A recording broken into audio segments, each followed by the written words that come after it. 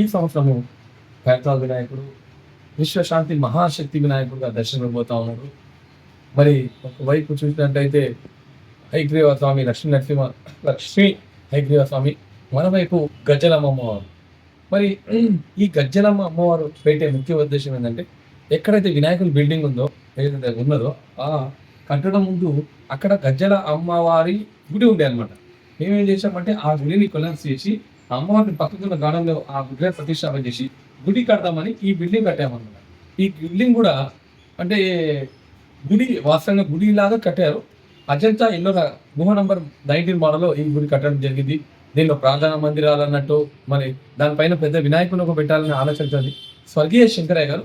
మరి స్వాతంత్ర సమరయోధులు ఉండే ఆయన ఒక్క అడుగుతోనే ఈ వినాయకుని మొదలు పెట్టారు. ప్రతి సంవత్సరం ఒక్క అడుగు అనుకుంటూ దాదాపు ఈ సంవత్సరానికి 71 సంవత్సరం కంప్లీట్ చేయబోతా ఉన్నాము. మరి ఆయన సోదరైనటువంటి మా నాన్నగారు సింగరి మరి సుదర్శన్ గారు, ఆయన ఆ వినాయకుని ఆయన చేసిన వినాయకుని దాదాపు 70 అడుగుల దాకా ఆయన అంత పెద్దగా చేశారనమాట. ఆయన సోదరుడు నరసింహరావు గారు. మరి దీనిలో పెద్దల ప్రతి ఒక్కరి సహకారం ఉన్నది. ఎందుకంటే వినాయక చవితి సందర్భంలో వాళ్ళు ఎవరైతే ఖైరతాబాద్ ఉన్న ఇల్లు వాళ్ళు కూడా వాళ్ళ సొంత ఇంటికి కూడా వెళ్ళడానికి అవకాశం ఉండకపోతుంది అనమాట. సో ఈ విధంగా ఖైరతాబాద్ వినాయకుడు మరి ఈ సంవత్సరం మాత్రం ఒక్క మాట్లాడుతుంది.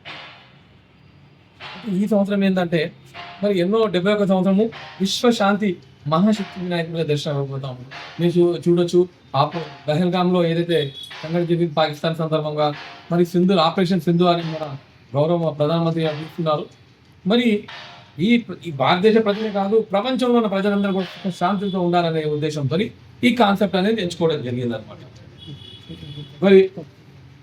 మరి మీరు చూడొచ్చు, మరి ఖైరతాబాద్లో 71 సంవత్సరం ఏ విధంగా చేస్తామంటే, ప్రతి సంవత్సరం వినాయకుడు తయారు చేసేటప్పుడు ఈ సంవత్సరం బాగుంది అంటారు, నెక్స్ట్ ఇయర్ చూస్తే ఇంకా బాగుంది అంటారు. ఆ విధంగా ఇక్కడ పూజ యాగాదులు కావచ్చు, అన్ని రకాలుగా మేము వచ్చే భక్తులు ఎటువంటి ఆగడంలో ఉన్న సీసీ కెమెరాస్ కావచ్చు, పర్యవేక్షణ పోలీస్ సిబ్బంది కావచ్చు, మరి ఇతరత్ర ప్రభుత్వ సంఘంగా అన్ని డిపార్ట్మెంట్ వాళ్ళు సహకరిస్తారు. ముఖ్యంగా ఇంతకుముందు కేసీఆర్ గారు ఉండే, శ్రీనివాస్ యాదవ్ గారు ఉండే, మరి ఇప్పుడు చూసినట్టయితే రేవంత్ రెడ్డి గారు, పొన్నం ప్రభాకర్ గారు హైదరాబాద్ ఇన్ఛార్జ్ మినిస్టర్, మరి ముఖ్యంగా ఖైరతాబాద్ గణేష్ ఉత్సవ కమిటీ దానం నాగేందర్ గారు, బస్సు పెద్దల అందరి సహకారంతో మరి ఇచ్చే భక్తులు ఎటువంటి ఇబ్బంది కలగకుండా అన్ని రకాలుగా మేము ఏర్పాటు చేయాలనుకుంటా ఉన్నాము.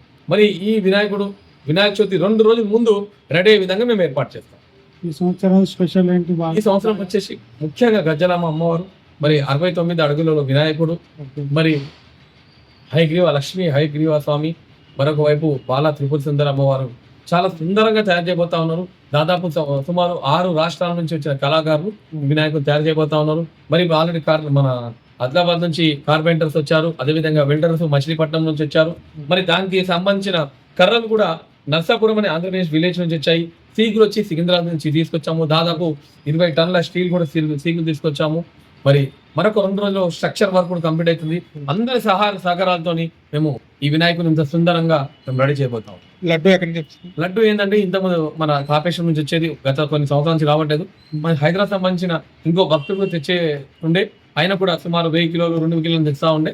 ఈ సంవత్సరం కూడా సుమారు చాలా లడ్లు వస్తాయి. ఆ లడ్లు అనేది 2 రోజులు పూజ చేసి భక్తులకు పంపిణీ చేయడం అనేది జరుగుతాం. మీ నాన్నగారు ఎన్ని సంవత్సరాలు మెయింటెనెన్స్ చేశారు? 1954లో మా శంకరయ్య గారు స్వాతంత్ర సమరయోధులు మొదలు పెట్టినప్పుడు ఆయన చేదోడుగా ఆయన తమ్ముడు చేశాడు. ఆయన తర్వాత 1994లో సర్వీస్ అయ్యారు. ఆయన తర్వాత మా నాన్నగారు సుదర్శన్ గారు కూడా యాక్టివ్గా ఉండే. ఆయనతో పాటు మేము చిన్నప్పటి నుంచి కూడా వినాయకుడి సన్నిధిలో దాదాపు 40 సంవత్సరాల పైన ఈ దేవుని సేవ చేయడం, మా కుటుంబ సేవ చేయడం జరిగింది అనమాట. 70 సంవత్సరాల్లో వినాయక చవితి అంటే వినాయకుడు ఒక్కటే కాదు, వినాయకుడు దాని బ్యాక్ సైడ్ లో వినాయకుడు ఒక కంప్యూటర్ ఇన్స్టిట్యూట్ ఉంది. 21 సంవత్సరాల నుంచి ఇక్కడ పేద విద్యార్థులు, ఎవరైతే నీడు ఉన్న విద్యార్థులందరూ ఉచితంగా కంప్యూటర్ క్లాస్ జరగడం జరుగుతుంది.